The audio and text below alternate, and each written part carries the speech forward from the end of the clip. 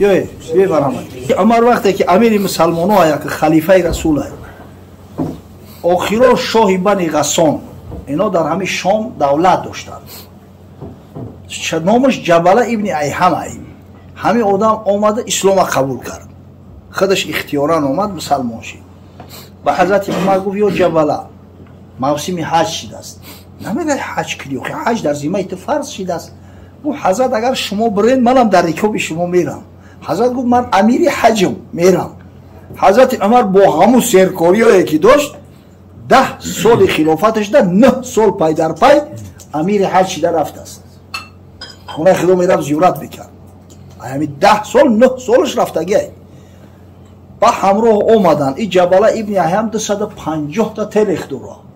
رخانه شفافرما داروهای طبیعی را به شما پیشنهاد میکند. سامیون وان برای شخصانی که خراب هستند و میخواهند وزن گیرند. ام پلوس اپیمدیوم برای با قوت شدن، خوب کردن گردش خون، برای طولانی کردن همخوابگی. ماس پیگمنتو برای کسلی های پسریاز و سفید شوی پوست. بینداکس برای ریزانیدن کرم های معده و روده. مینوکسیدیل برای برآوردن ریش و موی سر. کرم فرینک برای دراز نمودن مهلت همخوابگی. ماسلا خیلبی برای ریزانیدن سنگ‌های گرده و تبابت آن. فات زورب برای کم کردن وزن زیادتی. السلام علیکم دوستان عزیز.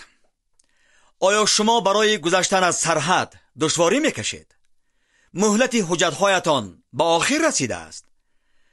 پس من برای شما خدمت رسانی شرکت نور محمد را پیشنهاد میکنم.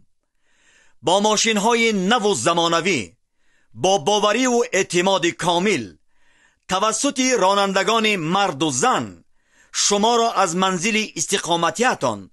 تا خط سرحد برده برای عبور مرز مساعدت می نمایند. یادآور می شویم که اگر شما از نام شبکه حاجی میرزا مراجعت نمایید برایتان تخفیف ارائه کرده می شود. رقم ها برای تماس جمع 7 926 319 59 61.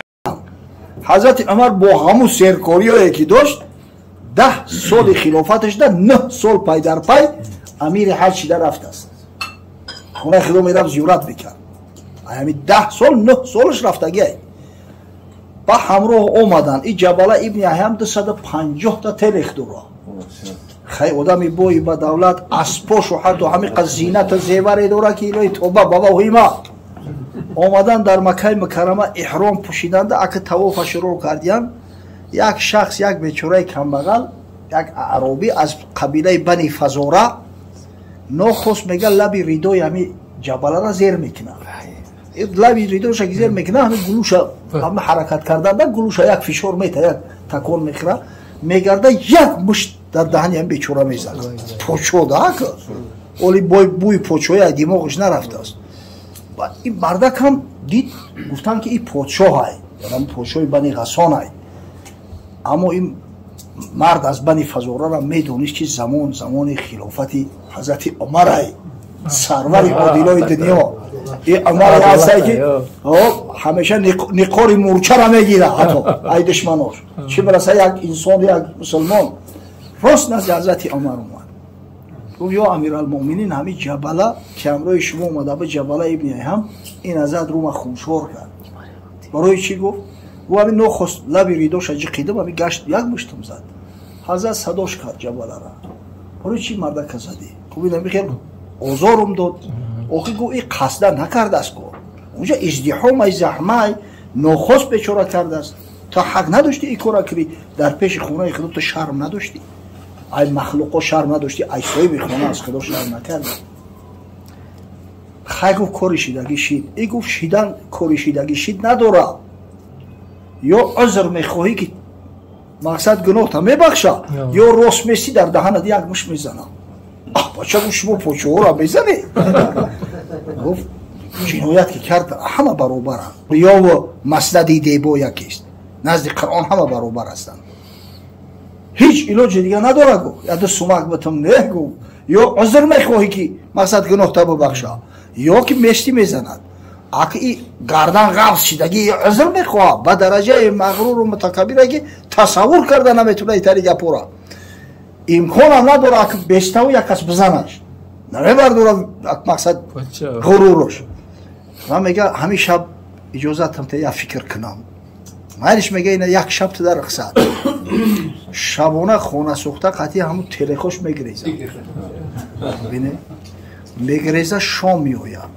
دست حضرت عمر در شام میرسیده ای ترسی اون که یکی دستگیر میشم راست قسطنطینیه میروه استانبول پایتخت امپریای ویزانتیا نزدیانم امپراتوری روم میروه و قیصر روم هم شرطش میمونه با شرط میگه من ترا پناه میتم ترا مقصد مثل یک پناهجو قبولت میکنم که قیصر نصرانی بشه اکی دیگه نصرانی نمیشه واقعی اختیارا اسلام قبول کرد بعد یو دیگه مرتد میشه فقط این کثافت مرتد شد ببینه از همون غرور و تکبر مرتد شد حبس خانگی بود تا مردن شد در روم حبس خانگی بود است این کثافت شاعر هم هست شاعر انا شعرش بوندگی ان حتی قصایدش بعد اما آخرای حیاتش ده با پشیمونی یک نظم را نوشتگی ای میگه تنصرت بعد الحق عورا للتما ولم یکن لی لو صبرت لها ضرر بعد که حق در یفتم بعد که اسلام در یفتم از شرم حیا یک مشت قیصری نبو نصرانی شدم اگر به شرط من همجا صبر میکردم یک مشت میزد هیچ بلوم نمیرسی هیچ مشکلی نداشت فادرکنی منها صفاح الحمیه و بیعت لها العین صحیحه بالعوار بخاطر یعنی غرور و تکبر زمان جاهلی چشم بینای نازنینه به یک چشم کور عوض کردم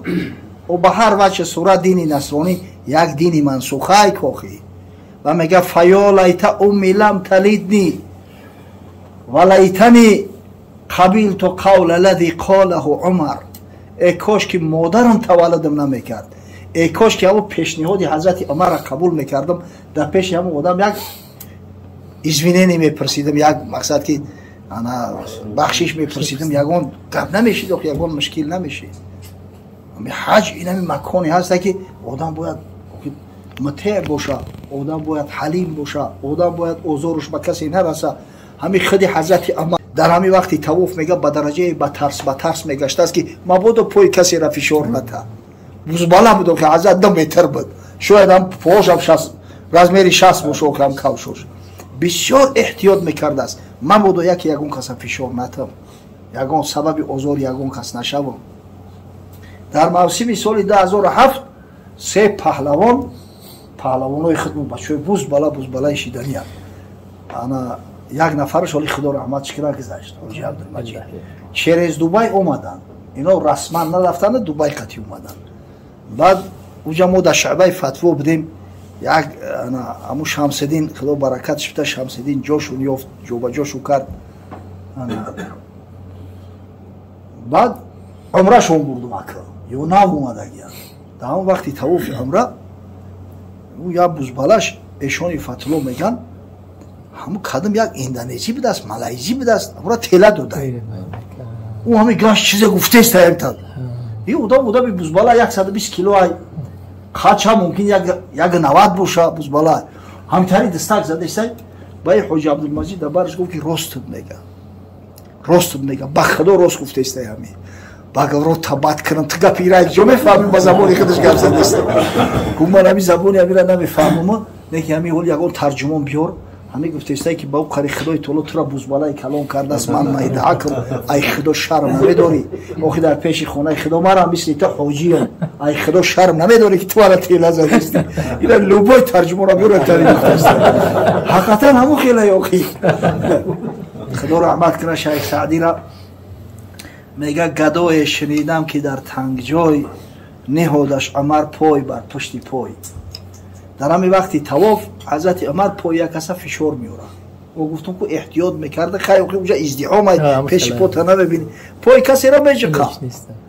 برا شوف بروی که کوی مگر این بیچاره نمیشنخته حضرت عمر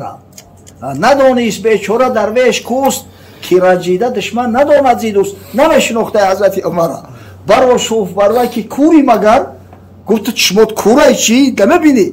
بعدو گفت سالار عادل عمر نکورم ولی که خطا رفت کار ندانستم از من خطا درگذار. برادر گفت کور نیستم نه که یک کم بودی شیعه ما میبخشی یکی جون تگرده. امیر مسلمانو اگر یا دهن اشارش میکردن ای بچه حضرت عمر تلخش میکفیدم اونجا. اما مردی خدا را ببین گفت خیلی نفهمیدم برادر جان میبخشی یک پوتج کیدم از برای الله عقل ببخشم. به حضرت میگه که چه منصف بزرگان دین بودند که با زیر دستان چنین بودند. عجب مردای خدا بودن، عجب مردمی با انصاف بودن. با یک گدا کار و رفتار حضرت عمر را ببین. اگر می بترسی زی روز شمار از آن کسته ترسد خطا درگذار. همین طرح با خدا که می ترسی با روز قیامت حساب باور داری سعی کن که کسی را